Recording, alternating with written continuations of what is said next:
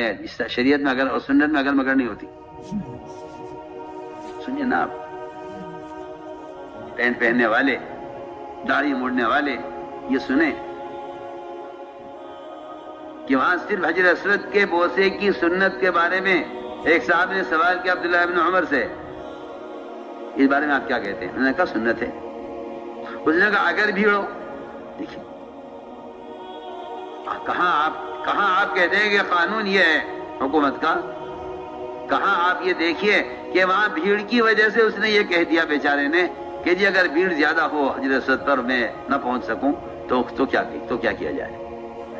تو ان کو غصہ آ گیا. عبداللہ بن عمر کو فرمایا شریعت میں اور سنت میں اگر مگر نہیں چلتی. سوچیے آپ تو ہر قدم پر سنتوں کو ذبح کرتے جا رہے ہیں یہ کہہ کر کہ قانون یہ ہے. مجھے ایسا معلوم ہوتا ہے شاید آپ اس قانون کے معاون بن گئے ہیں. آپ اس قانون کا معاون بن گئے ہیں کیونکہ باطل اس بات سے خوش ہے کہ آپ نماز پڑھیں، روزہ رکھیں، حج کریں، زکوٰۃ دیں، مگر ہماری ایک شرط یہ ہے کہ ہمارے حلیے میں کریں سارے کام. مسلمان کہتا ہے کیا حرج ہے اس میں؟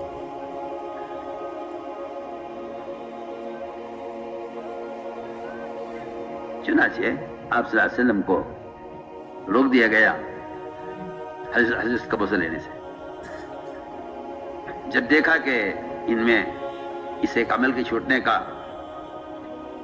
غم ہے اور تقاضا ہے اسے کرنے کا، تو انہوں نے کہا ٹھیک ہے ہماری ایک شرط ہے، ہماری ایک شرط پوری کر دیجیے آپ، ہم آپ کو حضرت کا بوسہ لینے دیں گے. کیا شرط ہے؟ یہ شرط یہ ہے کہ جب آپ طواف کریں بیت اللہ کا تو جو ہمارے بیت اللہ کے کونوں پر بت رکھے ہوئے ہیں آپ ان کے آگے سے جھکتے ہوئے جائیں اور ان پر ہاتھ پھیرتے ہوئے جائیں. یہ ہماری شرط ہے. اگر آپ ایسا کر لیں گے ہم آپ کو حضرت کا بوسہ لینے دیں گے. میں آپ کے سے بہت بنیادی بات کہہ رہا ہوں. امت مسلمہ اس وقت جن حالات سے گزر رہی ہے میں اس کا نقشہ آپ کے سامنے پیش کر رہا ہوں.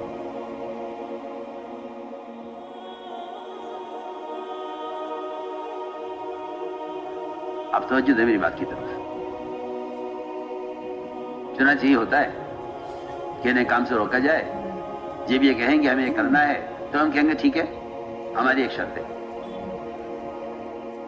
کہ کیا شرط ہے؟ کہ جی شرط یہ ہے کہ آپ ہمارے بتوں کے آگے سے جھکتے ہوئے جائیں. آپ صلی اللہ علیہ وسلم کو ایک چھوٹا سا ہلکا سا اس بات کا خیال آیا، اور خیال کے طور پر صرف کہ اگر دل کے اطمینان کے ساتھ صرف انہیں دکھانے کے لیے،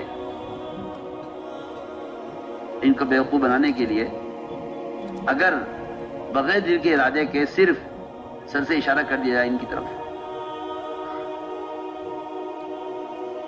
اس خیال کو آپ نے سوچا نہیں، پکایا نہیں، دل سے تو مطلب ہی نہیں کہ آپ دل سے رضی اللہ شرک کا ارادہ کریں، لیکن یہ خیال ہلکا سا آ کر گزر گیا.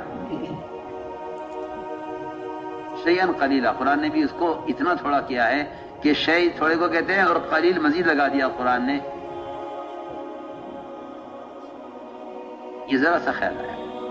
اللہ نے فرمایا وَلَوْلَا أَن ثَبَّتْنَاكَ، نبی جی اگر ہم آپ کو ثابت قدم نہ رکھتے تو آپ ذرا سے تھوڑے سے صرف ان کو دکھانے کے لیے بغیر دل کے ارادے کے بھی اگر آپ جھک جاتے ان کی طرف کہ بھئی چلو یہ راضی ہو جائیں گے ہمارا کام ہو جائے گا.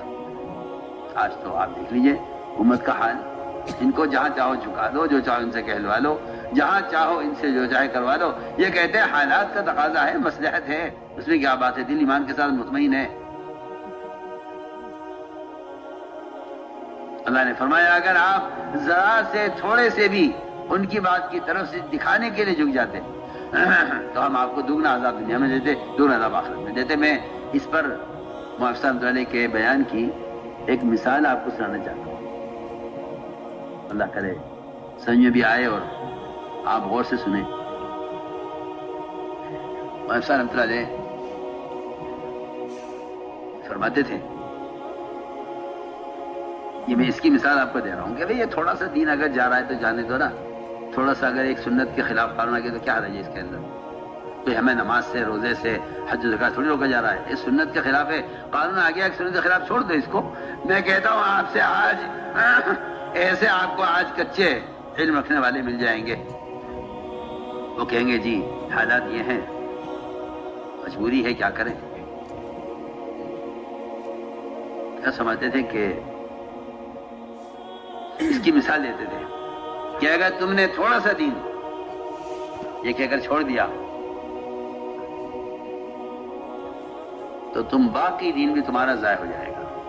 اس جگہ یہ بات بالکل واضح ہے، سب جانتے ہیں کہ جو آدمی کسی ایک کھانے پینے استنجے کی لائن کی سنت کو بھی ہلکا سمجھے گا وہ فرائض سے محروم کر دیا جائے گا.